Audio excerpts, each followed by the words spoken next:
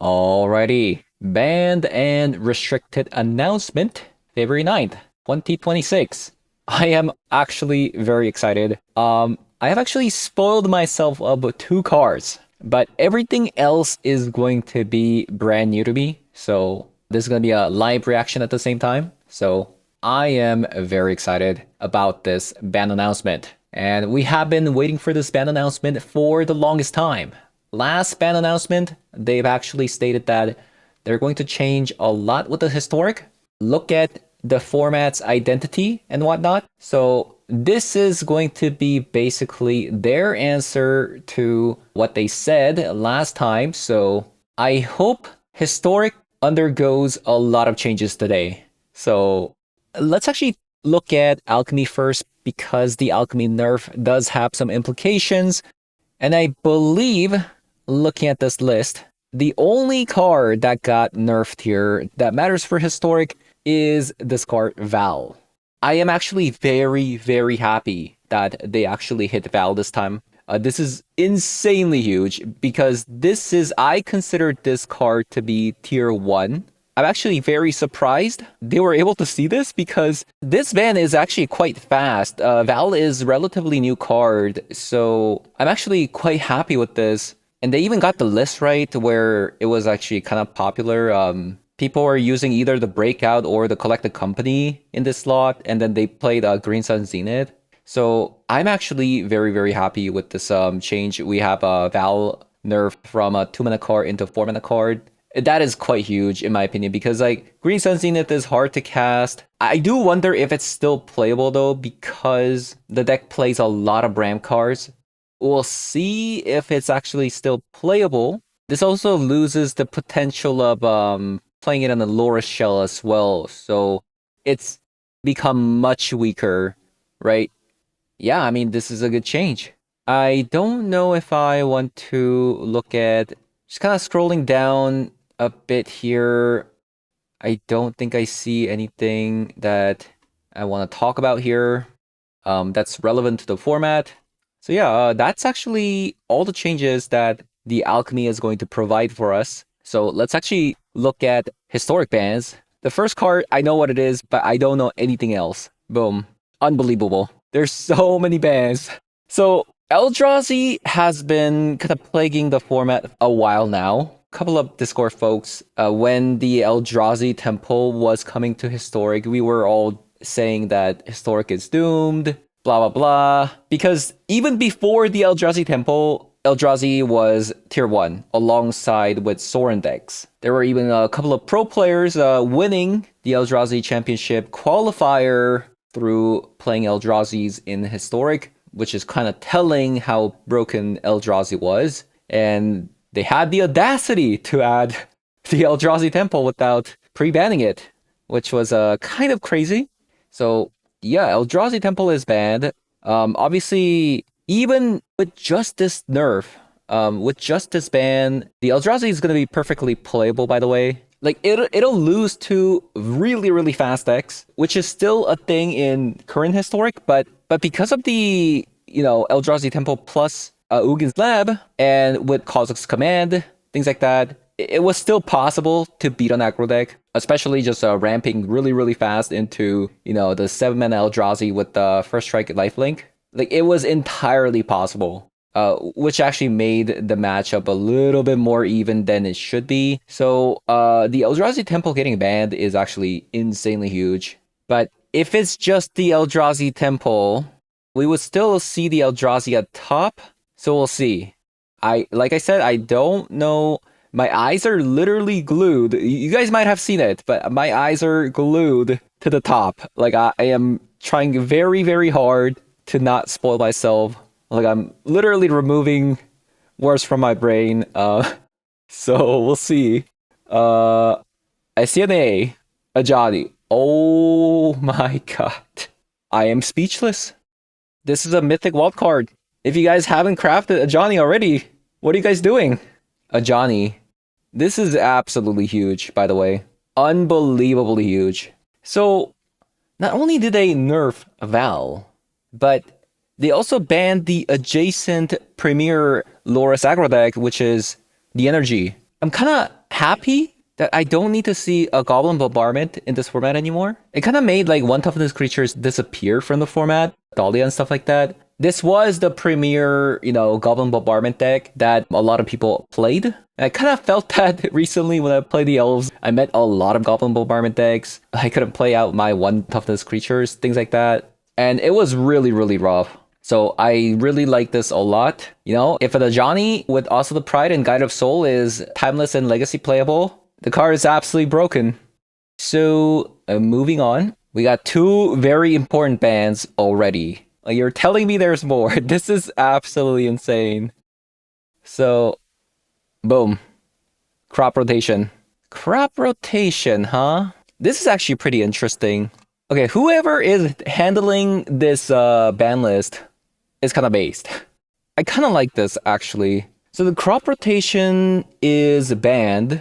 I'm guessing it's due to Lotus Field. I have seen a couple of Lotus Field decks that are playing crop rotation. I guess banning all these like aggro decks, like super fast decks, like, turn 3 combo decks such as Val, one of the premier aggro decks in Historic format. I guess they're trying to kind of reset Historic, maybe?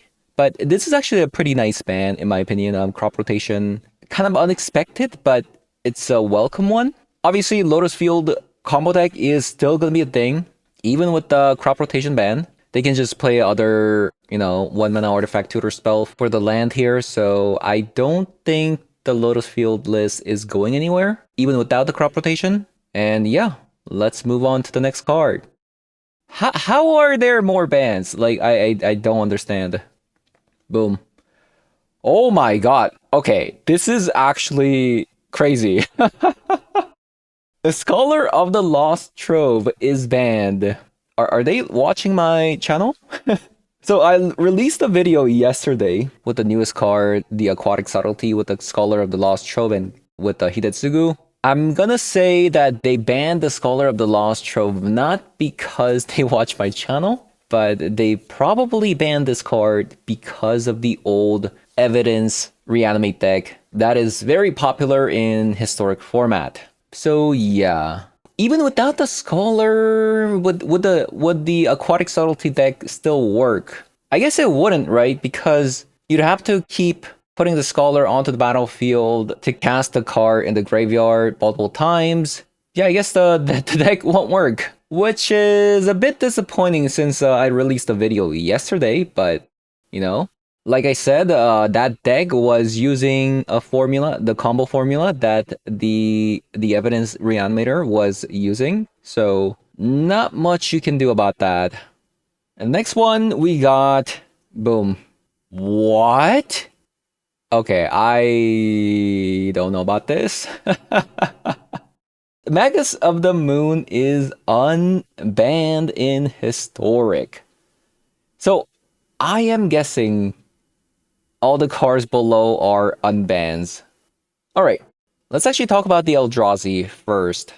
So the Eldrazi only got Eldrazi Temple banned. And previous to the Eldrazi Temple release, Eldrazi deck was tier 1. So I think the Eldrazi deck is still going to be remaining tier 1, which is not something that I want to see. In my opinion, I feel like you're still going to see Eldrazi despite the Temple ban. So these are pretty nice changes. The Temple ban, the Ajani ban, the Crop Rotation ban, the Scholar ban. These are good. But I actually would have liked to see another ban from the Eldrazi to kind of kick down a notch since Ajani's banned. Lotus Field, the combo deck is also hit a little bit, which also preys on Eldrazi. And the Val combo deck, which also, got hit by the rebalance. So it can't really compete with the Eldrazi. Although the Eldrazi did get slower by not having the Temple, but it's still gonna be very, very good, isn't it? Considering the fact that the Eldrazi was tier 1 before the Temple came out, and now it's just gone, so Eldrazi is still gonna remain tier 1. Even with the Magus of the Moon unbanned into this format, without a proper land destruction, I fear that the Eldrazi is still gonna remain very, very on top. I think this is a little bit of a miss. I would actually like to see Sowing Mycospawn get banned alongside of Eldrazi Temple. I don't think you can take away the Kha'Zix command just because the Kha'Zix command is their only removal spell. But I would have liked to see a Sowing Mycospawn, considering that Sowing Mycospawn is the longer you go with the format, the Sowing Mycospawn just keeps getting better.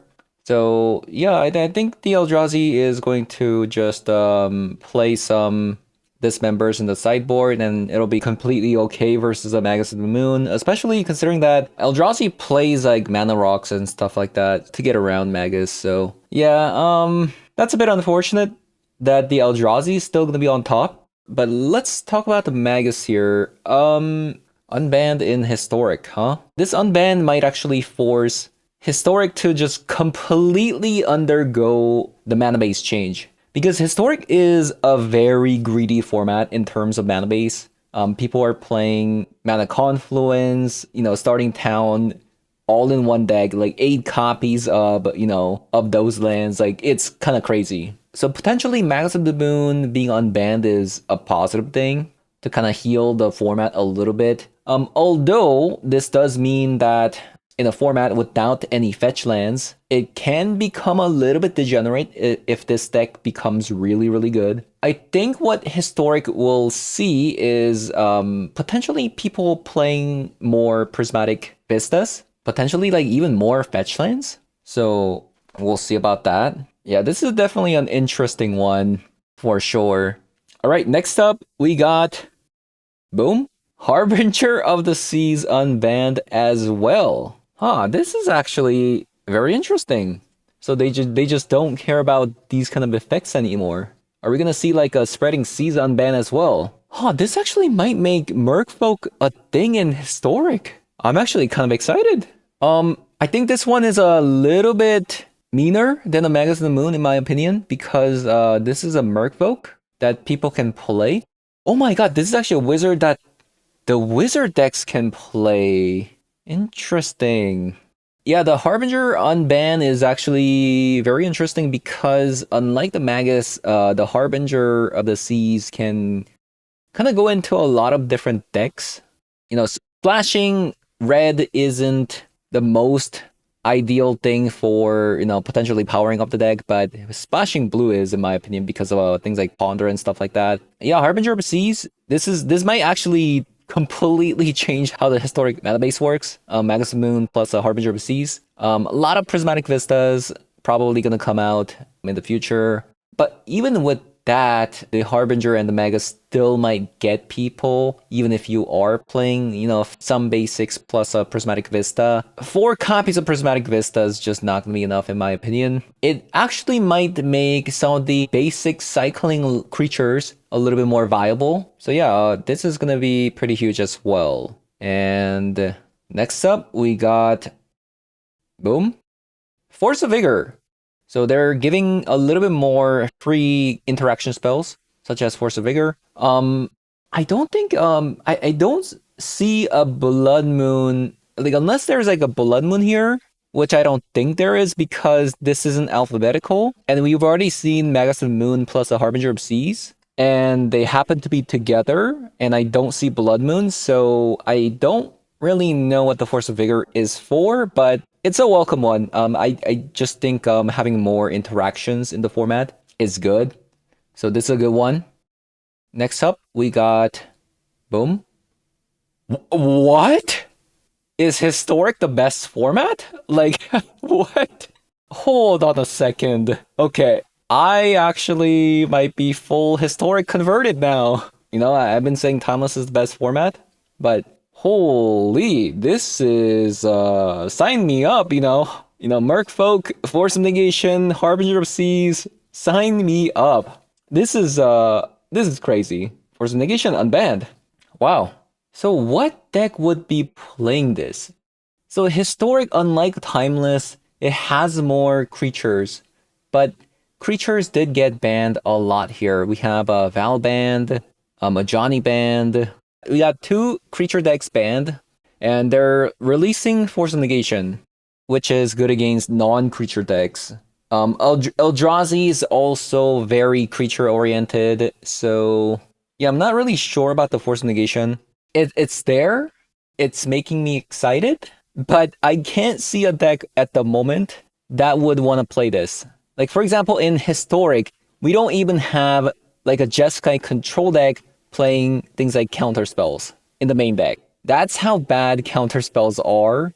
However, things did get slowed down here, you know, Val, Ajani, things like that.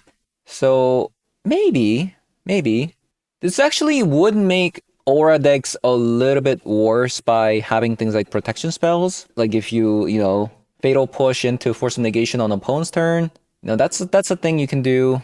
So yeah, this is actually a good ban because I don't think Force of Negation would be too powerful in Historic, in my opinion. All right. Next up, we got boom, Endurance Unbanned. Okay, so they're just unbanning a lot of the 0-mana interaction spells. Endurance, another fantastic card. This does make Yawgmoth combo decks to go infinite with the Endurance, but 99.999999% of the time, it's unnecessary. Like you're gonna lose before that happens. But you know, considering that there's a lot of graveyard shenanigans, I welcome Endurance. But yeah, this is a good one, in my opinion. Like I said, even though, you know, there are 0-mana cards, I welcome interaction spells. Next up, we got boom, Wilderness. Okay, it spoiled me. Agent of Treachery unbanned as well. What? Like, look at this. Endurance. Why does the image shift like that? Oh man. Wilderness Reclamation and Agent of Treachery unbanned. Is Nexus of Fate banned in Historic? I wonder. Let me actually double check here. I'm gonna open my Arena client and check if Nexus is banned. And it is. Nexus is indeed banned, but Wilderness Reclamation is unbanned. How do we feel about this? By unbanning, I would kind of like the Nexus to be unbanned as well, but I can't really think of any decks that are viable that would want to play the Wilderness Reclamation without the Nexus. So I'm just gonna leave it at that. But Agent of Treachery, unbanned. This is pretty huge because Meek Attack is a card that was just introduced recently that you can play with the Agent of Treachery. There was actually no reason for the Timeless decks to ever play the Agent of Treachery and the Meek Attack in that format because Sneak Attack exists. But now, Agent of Treachery could be a thing in Historic format. What about Winota? Winota is still nerfed, right? Yeah, Winota is still bad in Historic format, so Agent of Treachery is not going to work. Yeah, without the Winota, I guess there's only Meek Attack, if you want to be cute. Yeah, I mean, these are good unbans. So I get what they're trying to do. They're experimenting, like, you know, they don't want to put fetch lands in the format. They want to be distinct with the Historic and Timeless. I feel like without the fetch lands, I'm not really sure if this is going to be going to be healthy. But I get what they're trying to do, right? They keep the identity of the Historic, you know, without the fetch lands, but they're trying to also hit the Eldrazi decks without banning the cards too much to make Eldrazi still playable. Somebody at the Wizards headquarters, like, they really love Historic and they really love Eldrazi. That's what this ban is telling me. The Magus of the Moon unban and the Harbinger of Seas unban is going to hit the Eldrazi, is also going to completely change how Historic mana base looks like, unless you just don't care and want to get hit by this. The Magus of the Moon also doesn't hit the Valakut decks too much because, you know, you can also sideboard in like Dismembers. Like, it's going to slow us down, but we play a lot of basics. We have multiple tutor spells. We also play Vibrance to kill the Magus of the Moon as well. But I think the Harbinger is going to be a little bit difficult because Dismember is the only card that answers this card, and we have to prefetch double mountains. So I do think the Harbinger is going to be a little bit difficult, but Magus of the Moon, I think this is a totally acceptable for the Valakut. Before we jump to Timeless, we're gonna take a look at the list that they're talking about. So, alright, so from top to bottom, a Val combo. So we see that they're playing things like Green Sun Zenith, Court of Calling, Breakout. Sometimes instead of Breakout, they would play things like Collect the Company in this spot. But as you can see, look at their mana base, by the way. Not even a single basic. This is what they're playing, and this is what they're trying to tackle in terms of historic mana base with the Harbinger of Seas and the Magus of the Moon. Nobody plays basics in historic. Oh, look at this, like Mana Confluence. They play 4 Mana Confluence and 2 Starting Town. Like, this is so bad. So I kind of get where they're coming from when they're trying to see how Magus and Harbinger will do. So we'll see. Val becoming a 4 mana card might be a little bit too rough, honestly. But, like, for example, if a Yawgmoth comes out on turn 4, you still win the game. So maybe Val isn't dead, right? Because, like, technically, if you set up, like, Guide of Souls, Trelasara, and whatnot, and to, you know, Court of Calling for Val may still be enough. I'm not really sure. But time will tell. This is a good nerf, in my opinion. And the Eldrazi list, right? So, funny thing is, without the Eldrazi Temple, this list basically looks like the tier 1 list from before the Eldrazi Temple got added. So, we'll also see about this. Let me see if they talk about anything. We're choosing to ban Eldrazi Temple as Ugin's Labyrinth as the other application in the format outside of Eldrazi Shell. Okay. I get that. So Ugin's Lab is being used in other decks that aren't just playing Eldrazi's, which I like. I do really like Ugin's Lab as a card. They do believe without the Eldrazi Temple, the Eldrazi can still achieve a reasonable strategies, of course, because it was the tier 1 deck before. I'd be very surprised if they didn't. In Historic without pushing out slower strategies. I don't know about this. A slower strategy such as like control decks. I think with the Eldrazi being on top, it's just never gonna be a thing in my opinion. So unfortunately, I don't think this is gonna be true. Unless they're talking about like maybe they're just talking about mid-range. In which case I do believe it could be true. Boros Energy. So this was actually not something in my radar. Without the Ajani, I think this deck is dead. This deck was hit by the board wipes way too hard. And without the Ajani being a planeswalker to kind of avoid being board wiped, I don't think Boros Energy is going to be a thing. I genuinely believe the Ajani is what's keeping energy decks being way too powerful. Because if you go Goblin Bombardment into Ajani, you basically win the game instantly. Like almost 9 times out of 10, this combo wins the game instantly. That's how powerful this card is. But without the Ajani, sure, there's like Goblin Bombardment with you know, Oslo Pride Army, things like that. You can, the deck will still be like very aggro-y, but without the Ajani, you know, making your cat tokens unblockable, making your Oslo Pride unblockable, I just don't see it. I think this deck is completely dead. So thank you for 4 Mythic Wild cards. So yeah, Lotus Field combo. Okay, so I was right. Crop rotation. There you go. Like I said, I think even without the crop rotation, this could be a thing. But with the Harbinger and Magus being a thing in Historic format now, potentially it could not be a thing. Like in the sideboard, okay, the fragment reality is they would need to have more ways to actually get rid of, you know, Harbingers and Magus in the sideboard. Because you're not going to be able to play your white mana cards with this land base, right? You would need a bounce spell. So you would need a bounce spell or you would need Dismember as well. So yeah, the deck is definitely going to get a lot weaker. We'll see. Okay, so yes, they are not talking about the aquatic subtlety. They were actually talking about the evidence reanimator here. Right, so before, this deck would persist either a Conspiracy Unraveler. Wait a minute, where's Scholar?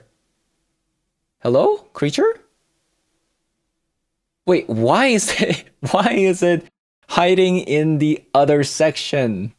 Okay, so Scholar and the Unraveler, and then you persist and win the game, right? But now without the Scholar, obviously this deck isn't going to be a thing because you can't Scholar into Breach the Multiverse, which also makes the Hidetsugu, like despite the Hidetsugu still being able to emerge an ultimatum, you're not going to be able to breach into Scholar. I mean, maybe you can still win with the Immersion Ultimatum. Yeah, I'm not really sure. But this is 4 rare wild cards, by the way, folks.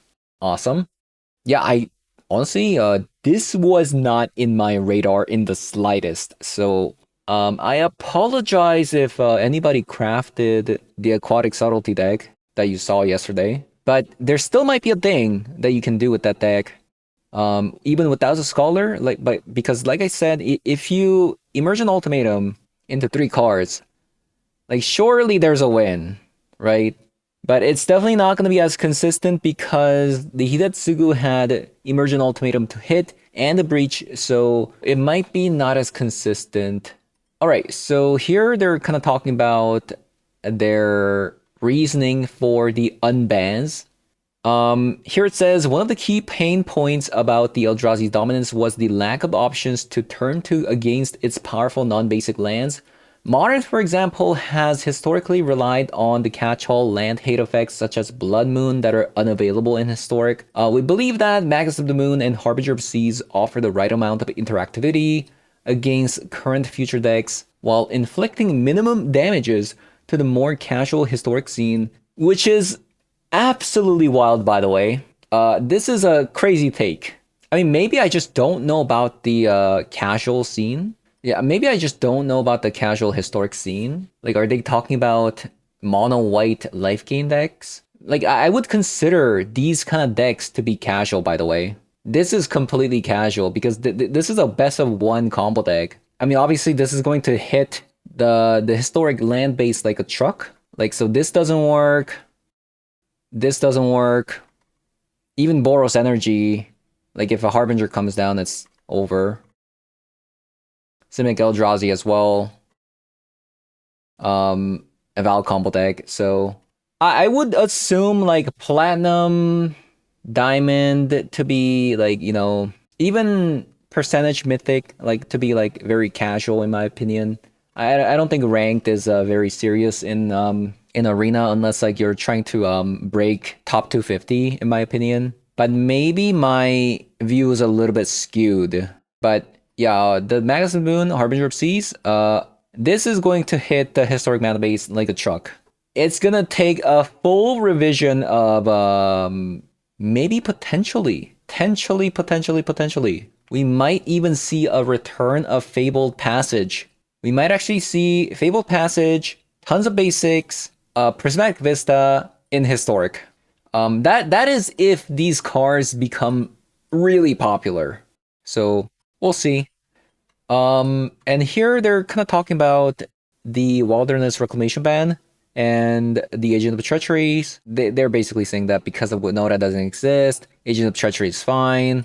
And they also think Wilderness Reclamation is closer to Pioneer's power level, so they got unbanned too. And basically here they're saying Force of Negation and Endurance getting unbanned to make the format healthier, which I agree.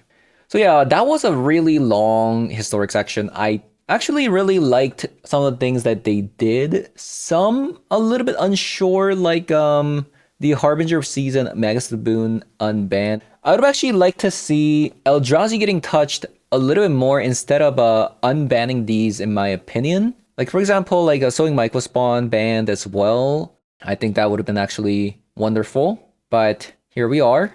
Yeah, so Historic is going to undergo an insane change here. Any change I like, because unlike Paper, they don't have to worry about the card's value and economy and whatnot, which is a little bit difficult to balance in like Paper, because if they ban something and it's worth a lot, That's a lot of money people are losing, and people are gonna be very upset. Compared to that, in digital format, they can just ban and unban like anytime they want, because none of the cards have like a monetary value. So I would like to see more bans and unbans in the future for historic. That's what the digital format is for, just shaking up the format, things like that. So yeah, although a little bit wild, some of it I just did not see it coming, like Scholar being banned, things like that. Yeah, we'll see. I think the overall this was a good change. So thumbs up.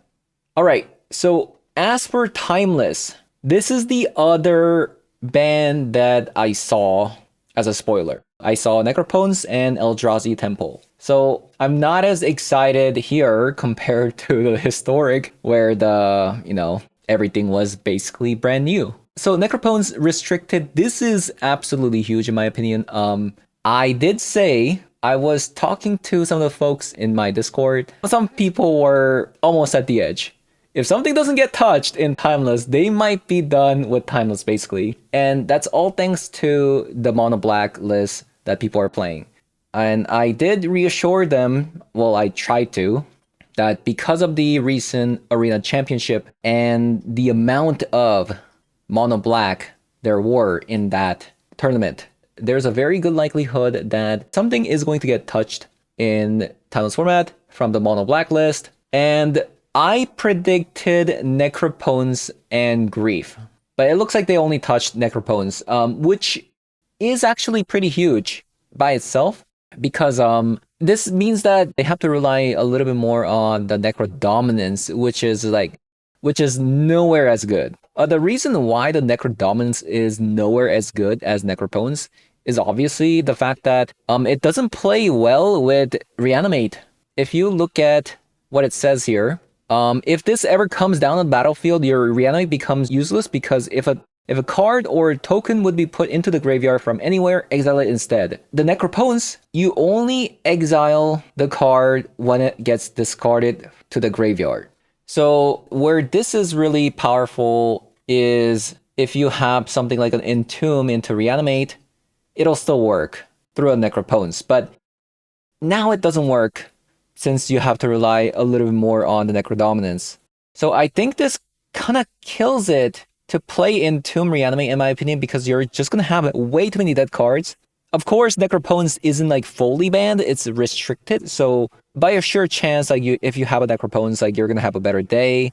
On average, I think if you play this deck with only with 4 cups Necrodominance, I think you're going to have a bad day with Entomb and Reanimate, in my opinion. So this is a really huge nerf, right? But not only that, where the Necropotence actually really, really sucks at compared to Necrodominance is the fact that the maximum hand size is 5 compared to Necrodominance. This is also pretty huge because let's say if you have, if you draw X equals 10, for example, you get to only keep 5 cards. So your option is limited, which means your opponent's thought seizes, counter spells are gonna be even more powerful. You're not always gonna have like double Sorin, double Elenda hand. Like if you see one Sorin, you thought seize that away or counter spell. If you see one Elenda, you can just take that away, and then you can buy another turn, right? That's why like Necrodominance is so much worse than the Necropotence. So despite not too many things being restricted here,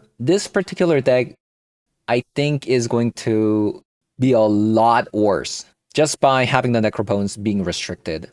Also, the Necropotence, it sucks to play with. It also sucks to play against a Necropotence because it has a trigger. The nature of Arena, having a stop at every moment when something happens, it really delays the smoothness of the game. And Necropotence does that. And on top of that, not too many people know how to play the Necropotence fast in Timeless format. If you just normally click the Necropotence like repeatedly, there's a delay because of the animation. But you can kind of skip the animation by clicking the Necropotence by going to full control, which makes clicking the Necropotence faster. So if opponent doesn't know how to do this, you're kind of sitting there looking at opponent clicking Necropotence very, very slowly, and it does kind of get annoying sometimes, And not to mention, like, the fact that even as a player, the fact that you have to click this multiple times instead of just going X equals, 10, draw 10, like Necrodominance, for instance. It's not a fun experience from both sides, in my opinion. So I think this is a very good change. The other card that a lot of people complain about, especially in like my YouTube channel comments, even nowadays, even in my Discord, a lot of people also don't like Stripmines in the format, and they would rather prefer a Wasteland in Timeless format instead of the Stripmine, and calling Stripmine very brainless, and Wasteland being the superior skill testing card, etc. As for me, I am pretty indifferent about the Stripmine, but if the Wasteland were to be added, I don't think I would mind it by restricting the Stripmine. That's my stance on it. But yeah, honestly, Timeless, this is a good change. I think the ladder's not really going to change all too much, in my opinion. Obviously, this deck is going to be played less, but not restricting Dark Ritual was a good idea because a lot of necro decks play Dark Ritual, and there's some cool things you can do with the Dark Ritual, things like that. So yeah, I think these are some really good changes, both historic and timeless. So I'm very happy about how it turned out today, and pleasantly surprised, considering every ban announcement I get disappointed. So yeah, thank you guys for watching, and I'll see you guys all in the next one. Bye bye.